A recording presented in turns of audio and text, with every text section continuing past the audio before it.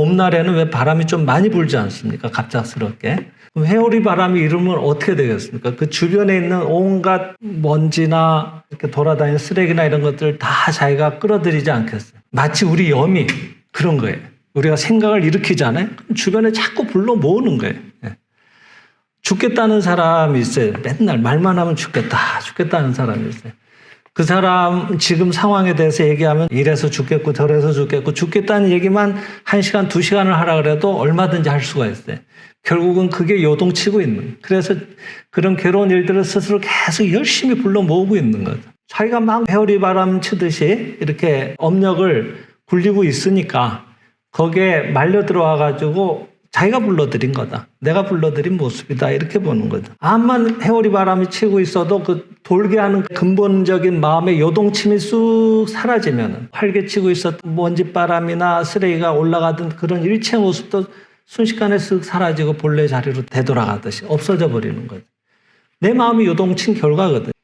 그렇게 우리가 시각화해서 생각하면 좀 더 이해가 잘 되는 것 같아요. 결국은 생각이 전부인데, 우리들 마음이 전부인데, 그래서 우리가 공부를 하고 또 상대를 바라보는 시각도 항상 실상 세계에 있어서 그는 이미 완전하다. 실상에 있어서 이미 나는 완전하다. 그 완전함이 지금 드러나오려고 하는 것이다. 라는 것을 항상 대전제로 삼지 않으면은 뭔가 많이 한참 부족한 내가 지금부터 열심히 공부를 해서 그 세계에 이르는 착각을 하기가 쉽거든요. 그래서 아직 나는 멀었다라고 얘기를 하는 거예요. 근데 그게 아니라 스스로 눈을 감고 있는, 착각하고 있는 정도가 좀 심하다. 이제 나는 조금 깨어나고 있는 정도다. 이런 정도로 받아들이는 게 오히려 더 정확한 표현이 아니겠나 생각이 들어요. 수행하면서 염이, 생각이 점차 정화되어 가서 그 염의 상태에 따라서 그 염에 어울리는 환경이 자신의 주위에 전개됩니다. 이것을 유마경에서는 보살의 마음이 깨끗하면은 그 땅 또한 깨끗하다라고 얘기를 하고 계시다고 합니다. 이 환경도 육체의 상태도 모두 우리 마음의 투영으로서 자신의 마음이 정화되면 객관계에 비추어지는 모습도 또한 깨끗한 모습으로 바뀌게 됩니다. 그러니까 우리는 드러난 모습, 그림자의 세계를 좋게 하려고 해도 좋게 할 방법이 없는 거예요. 그렇다라고 보고 있는 자기의 착각의 정도가 자꾸 옅어져야 돼. 진짜의 내 안에 있는 생명의 중심점이라는 게 바로 우리들 마음이라고 그랬는데 그 마음이 움직여서 뭔가를 자꾸 일으키잖아요. 그러면 거기에 어울리는 모습이 주위에 나타나온다 그랬거든요. 그것이 계속 그 방향으로 지속하면 마치 회오리 바람처럼 자꾸 그 방향의 것들을 불러 모으는 거예요. 자기 주변에. 자신의 마음 하나로 극락이 지옥으로도 되고 지옥이 극락으로도 되는 것입니다. 이때 요동치고 있는 습관의 마음의 나와 그 실상의 나를 혼동하지 않도록 분명하게 자각해야 합니다. 자신의 염이 얼마나 정화되어 있는가 하는 것은 요컨대 실상을 얼마나 깨닫고 있는가 하는 것으로 결정된다 그랬습니다.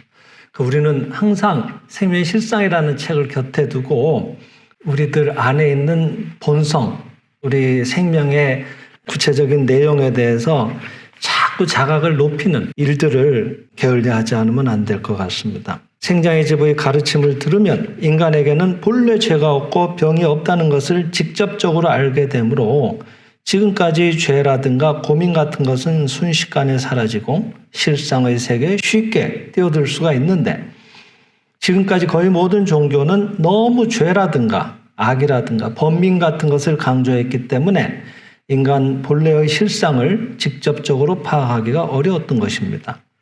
마음에 악을 생각하면 악이 생기고 마음에 죄를 생각하면 죄가 생긴다는 식이어서는 아무리 시간이 지나도 좀처럼 마음이 정화되지 않기 때문에 마음의 현현, 마음이 그 드러난 거예요. 구체적으로.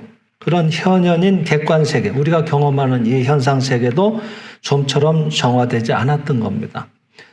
그러니까 이 생민실상 철학의 이 특징이라고 할까 다른 점은 기존의 가르침은 뭔가 방편으로서 그래서 이렇게 하면 안 된다. 너희는 이런 존재다. 그러니까 이렇게 해야 된다라고 해서 계도하려는 측면이 강했다고 한다면은 내 생민실상은 그에 비해서는 오히려 반대로 인간은 본래 신의 자식이고 본래 죄 지은 일 없다라고 하는 겁니다. 그것을 드러내는 데 초점을 맞추고 있거든요. 인간의 본래 훌륭한 실상을 말이죠. 그 업이 완전히 파괴되고 타파되어야지만 그 현현인 객관세계도 정화되는 거예요. 우리 안에 있는 실상을 망각하고 잘못된 마음을 일으켰던 것들이 하나의 힘을 지녀서 업력으로서 계속 지금도 작동하고 있는데 그것이 타파될 때 현상세계도 비로소 정화가 되는 건데 업을 타파한다는 문제는 업을 하나하나 조금씩 파괴해가는 방법으로는 아무리 시간이 지나도 파괴하기가 어렵다 그랬습니다.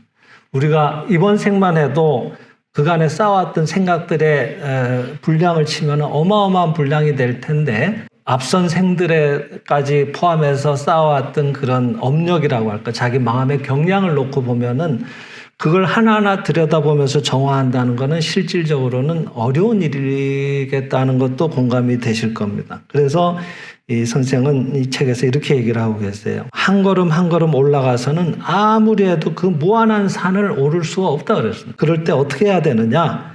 단숨에 정상으로 날아오르라 그랬습니다. 단숨에 정상으로 날아오른다고 하는 것은 바로 실상 속으로 뛰어들라고 하는 거예요. 천리교라고 아시죠? 그 천리교에 교조되는 분은 천리교의 가르침이라고 하는 것은 하면서 기어 올라가는 가르침이다라고 말씀하셨다고 합니다.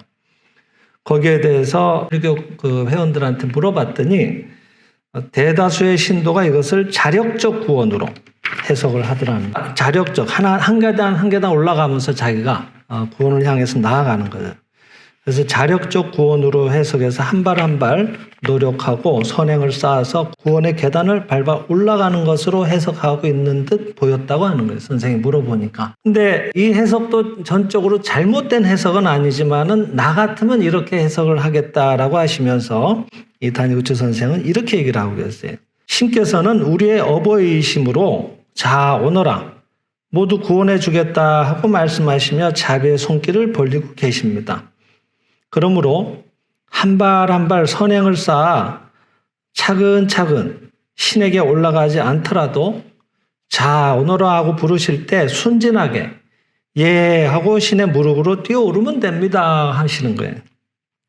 구원해 주겠노라 하고 손을 벌리시면은 예 그렇습니까 하고 단숨에 신에게로 달려가서 그 품에 안기는 가르침이라고 나는 해석하겠다고 하시는 거예요.